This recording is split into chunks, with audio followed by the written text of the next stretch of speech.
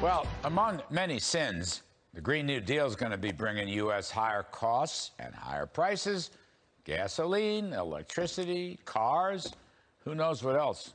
Doesn't sound too promising. Joining us now, South Carolina Congresswoman Nancy Mace. Nancy, welcome to the show.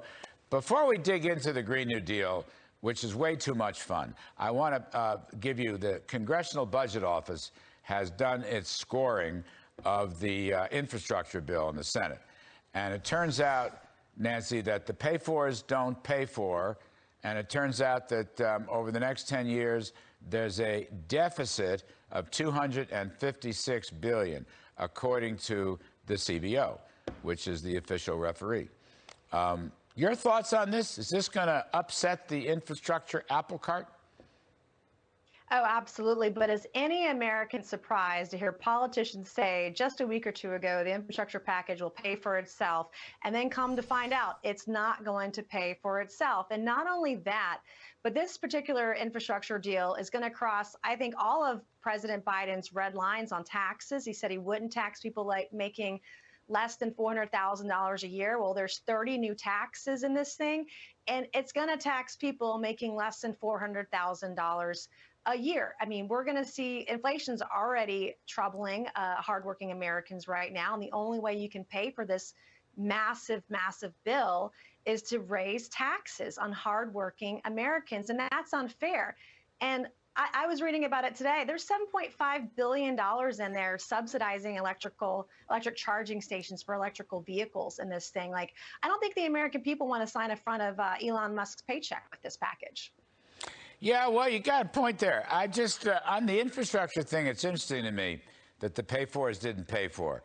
And all these promises, I went through the numbers myself. I thought they'd be short $300 billion, Nancy, so I was off a little, 256. But I never bought the, you know, the narrative. I just never bought it. Now, let me ask you about this Green New Deal. And, you know, we would love to have you come back later and comment on the details. But look, right off the top, electric cars and batteries and subsidies and relying on China and the Belgian Congo. Today we got higher CAFE fuel standards from President Biden, as you know. I mean, this to me spells more expensive automobiles, more expensive fuel, less safe cars. It's like, did anyone ask the American consumer about this, whether he or she wants this revolution in the Green New Deal? Oh, absolutely. And this infrastructure package is a down payment on the Green New Deal. And just wait till they get the $3.5 trillion spending package that will have to happen in order for this $1 trillion infrastructure package to happen. The cost of vehicles has already gone up exponentially. I drive a 10-year-old SUV, and 5 years ago it cost me $21,000. Today that same SUV, actually a model a little bit older than that one, would cost between $32,000 and $35,000, an over 50% increase in price over 5 years. I can't afford to buy the same car I bought 5 years ago right now, based on the way the pricing models are and the way the cost of everything has gone up over the last couple of years. And your gasoline is going to be a whole lot more expensive because they're not, Biden's don't want you to drill, and they don't want you to pipeline this stuff. And Nancy, they want to import it from Russia and China. Well, yeah, instead, right. Yeah. And the resources for the batteries for the electric cars. I guess Biden drove an electric Jeep around the grounds of the White House.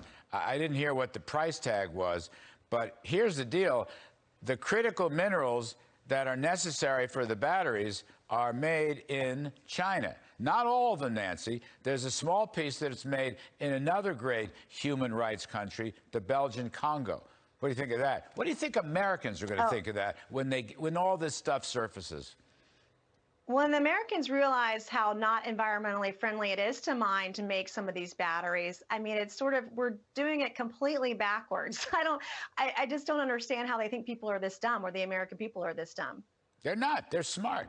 They don't like it. Guess what? They don't like it. I've seen good polls, IBD, Technometrica, other pollsters. They don't like this stuff, and they don't want to pay more, Nancy. You're right. No, they don't want to pay any taxes. I mean, they don't want to pay any more taxes for this kind of bill. And in this bill, you know, the cost of everything is going up, but there's only 100 110 billion on roads, on surface transportation, roads and bridges. 40 of that is on public transportation. It doesn't help the American people, the working people going back and forth to their jobs or getting their kids to school. And it makes the cost of everything for them go up. I'm counting on you and your colleagues to defeat reconciliation. I think it's Armageddon. It's going to be tough. Tough. I think in the House. Wish us luck. Pray for us. I will pray. I've talked to Steve Scalise. Yeah. I spoke to the Republican Ways and Means Committee members with Kevin Brady yesterday.